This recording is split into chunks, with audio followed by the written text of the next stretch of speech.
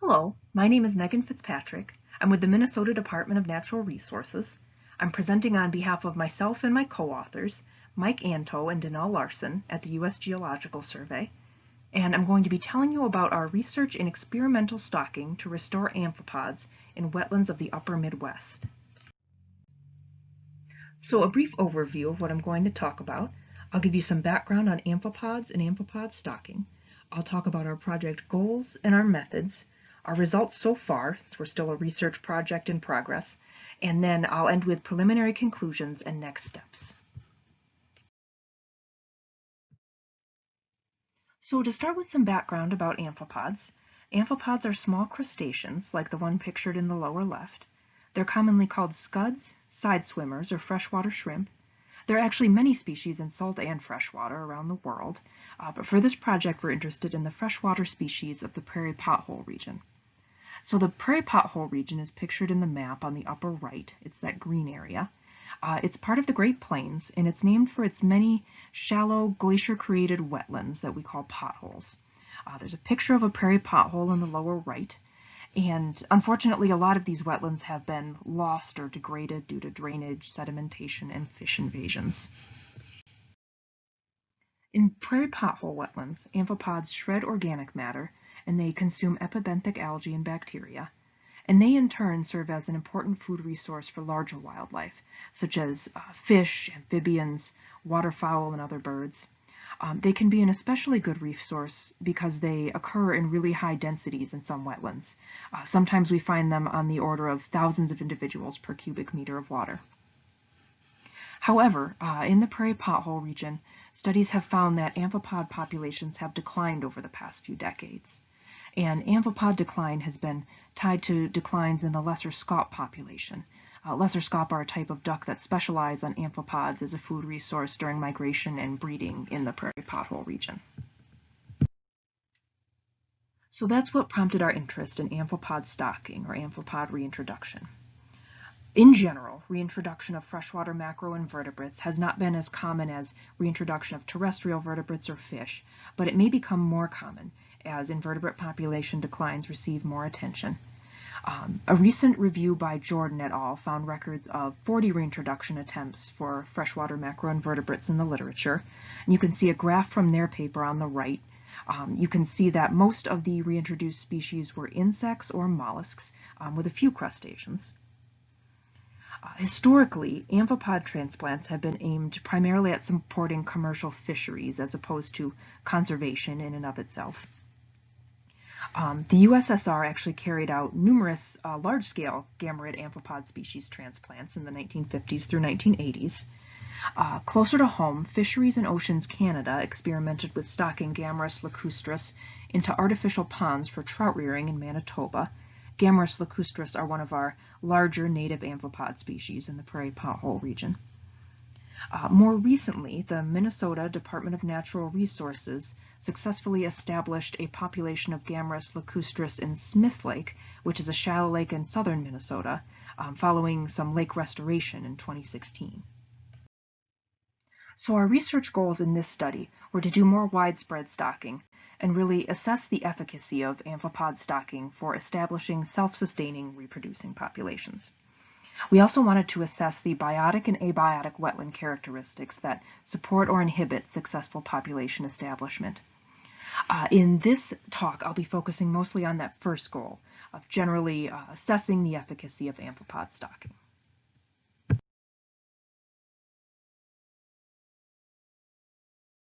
Now I'll move on to methods, starting with our general study design. Our study is a before-after control impact study. We stocked wetlands in the prairie pothole region and forest transition zone of Minnesota. We stocked 22 wetlands total with Gammarus lacustris. We stocked 10 wetlands in winter 2017-18. We stocked another 5 wetlands in winter 2018-19.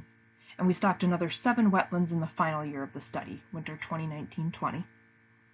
Each basin was paired with a nearby control basin of the same ownership type. So either a federal waterfowl production area, a state wildlife management area, or privately owned. We actually chose sites in pairs, and whenever possible, we randomly selected which site would be the stocked versus the control. And you can see our stocked and control sites in the map on the left as red and blue shapes. We surveyed amphipod density using dip nets in both the stocked and control basins in the fall before stocking and in every fall season after stocking. So for some wetlands we have 1 year of post-stocking data, for some we have 2 years, and for some we have 3 years of post-stocking data.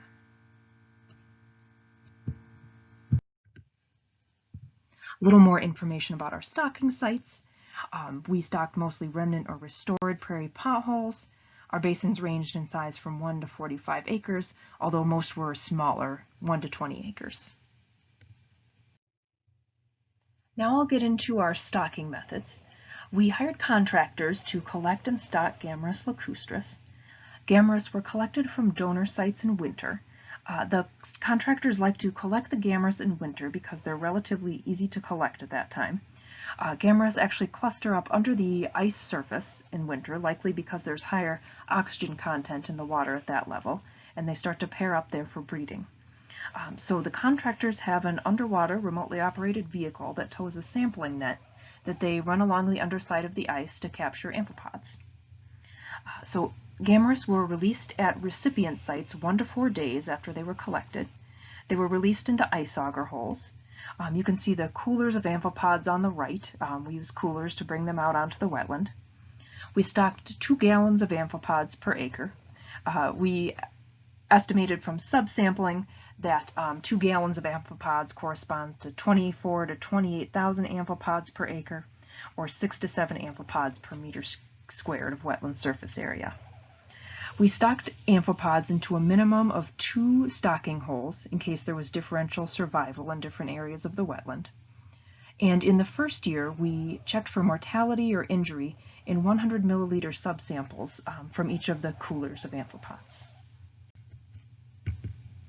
This is a picture of one of our technicians checking the amphipods for injury or mortality. These are a couple of videos showing what stocking looks like. On the left side, you see our contractor gently scooping up amphipods with a pitcher and pouring them into the auger hole. On the right side, you're seeing an underwater camera view of the amphipods coming in and starting to swim around. There's a black hose on the left-hand side. That's just connected to another auger hole in the wetland, and the water's being used to gently flush the amphipods down and away from the auger hole. Now I'll tell you about the methods for our dip net surveys. So again, we surveyed for amphipods both before and after stocking. We conducted surveys primarily in late August through October. We sampled at pre-selected sample points that were placed on transects. The transects radiated from the center of the basin to shore. You can see an example set up in the map on the right. We used 2 transects for wetlands that were 10 acres or less in size, and we added an additional transect for each 10-acre increase in wetland size. We placed 2 sample points per transect. The points were placed at randomly selected distances from shore, with the caveat that one had to be within 5 meters of shore and one had to be greater than 5 meters from shore. We found that we couldn't sample depths greater than about 120 centimeters with our dip nets, so we moved points closer to shore along the transect as needed. We sampled with dip nets with D-frames, like the one shown in this picture. They had 1200 micron mesh. We actually sampled from canoes, more like this.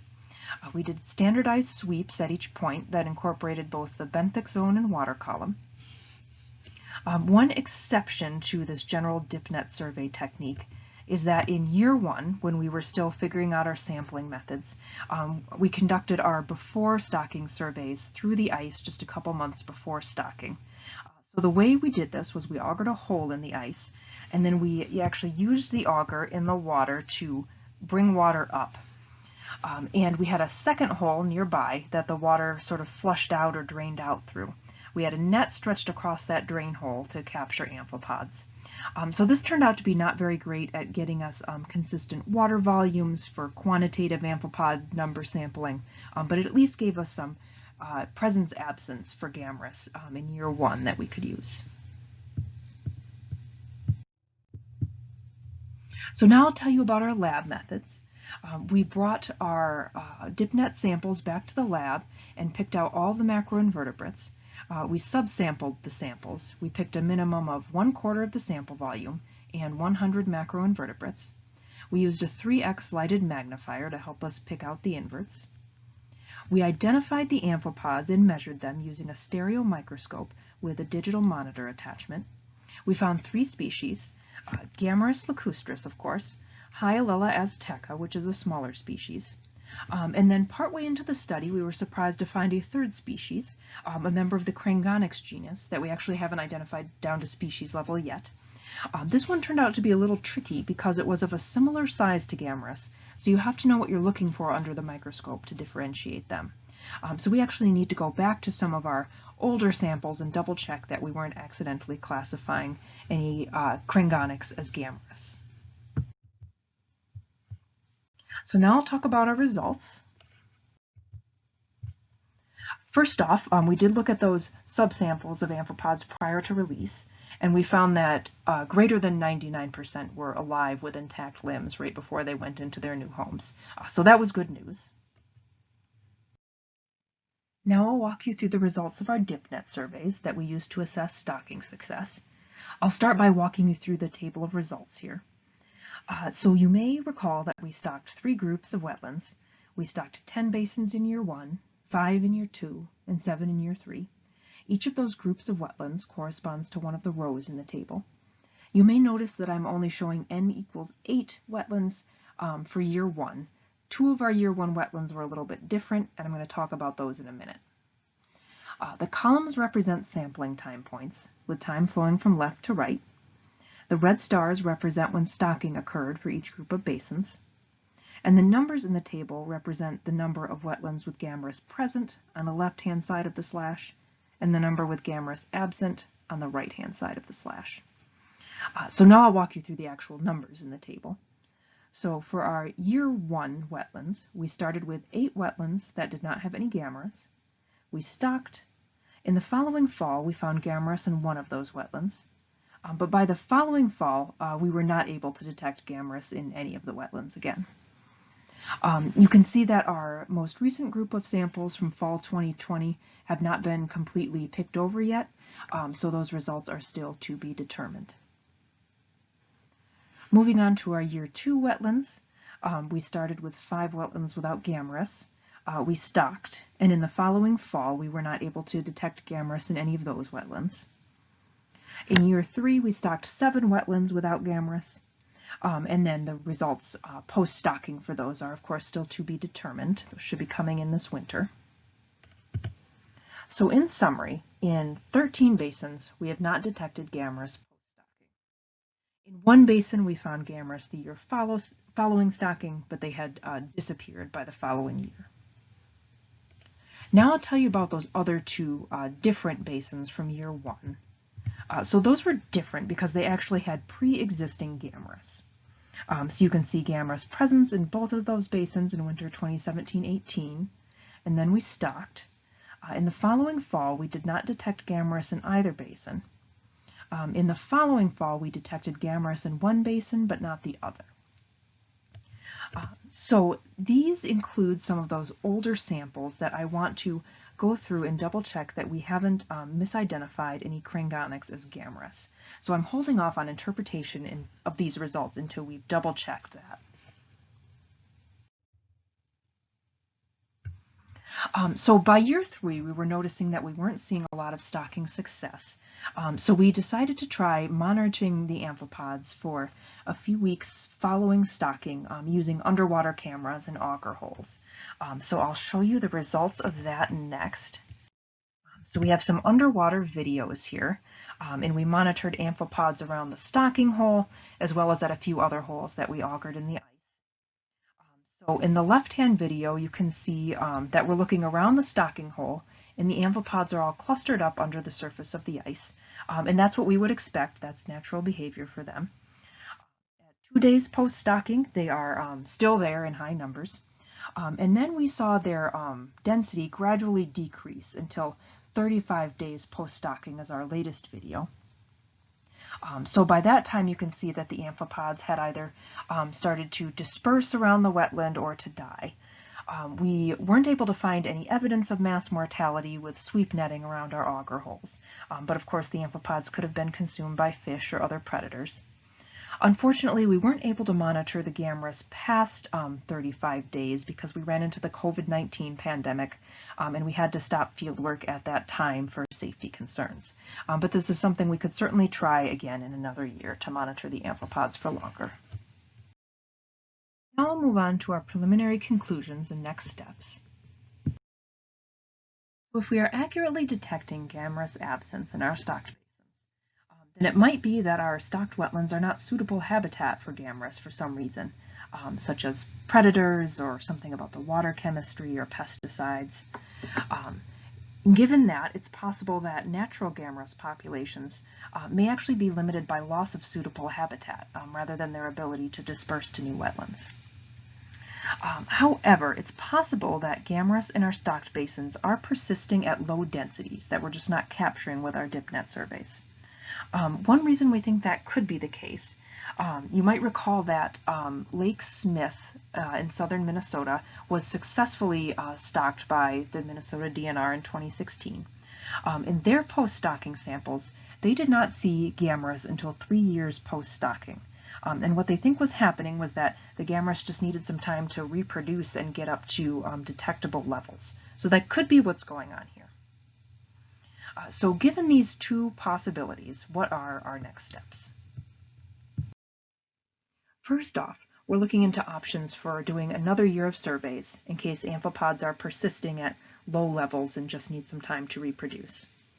In the longer term, we think that studies of interannual population fluctuations in Gammarus in basins where they occur naturally would be informative and give us an idea of whether we'd expect them to increase and decrease out of detectable levels from year to year. Finally, given the possibility that Gammarus are truly absent from our stocked wetlands, we want to compare the habitat characteristics of those wetlands to wetlands where Gammarus naturally occur. So we've carried out aquatic vegetation, fish community, and water chemistry surveys and measurements in our stocked basins. And we have a companion study going on by two wonderful graduate students, Jake Carleen and Brianna Keith, who are looking at some of those same characteristics, along with pesticide occurrence and landscape level characteristics in basins where Gammarus and other amphipods naturally occur. So they have information from 37 basins where Gammarus are succeeding that we can compare to our stocked basins. And with that, I'd like to thank the many people who have helped out with this project. We have some other project PIs, Carl Isaacson at Bemidji State University, Fred Bengston at the Minnesota DNR, and Emily Schilling at Augsburg University. Our graduate students, Brianna Keith and Jake Carleen of Bemidji State University, Anna Medina, our DNR technician. We've had a whole army of undergraduate field and lab technicians helping us out. Our amphipod stocking contractors, Barry Tholey and Dave May of Lincoln Bait LLC. We had folks at the DNR helping us with site selection and sampling, including Nicole Hansel-Welch and the Minnesota DNR Shallow Lakes program. Fred Bengston and Peter Borash were also very helpful. We've had equipment loans from Bemidji State University and Minnesota DNR Fisheries. We really want to thank the landowners and land managers who let us stock their basins and keep coming back for surveys. We had help from the U.S. Fish and Wildlife Service, Minnesota DNR Wildlife Area Supervisors, the Minnesota Department of Transportation, as well as private landowners. A big thanks to the Minnesota Environment and Natural Resources Trust Fund, which funded this project, along with Augsburg University, Bemidji State University, USGS, and the Minnesota Department of Natural Resources. Finally, I'd like to give a quick shout out to some other folks who are presenting on amphipods this week. Brianna Keith is going to be giving a poster session this afternoon about natural amphipod populations and some of their habitat characteristics. Mike Begonik is going to be presenting a poster on fish communities and in our stocked basins. And finally, Danelle Larson is giving a presentation at this same session about amphipod relationships to aquatic plants. So I hope you get a chance to tune into that as well. So thanks very much for listening, and I hope to meet some of you at the virtual conference.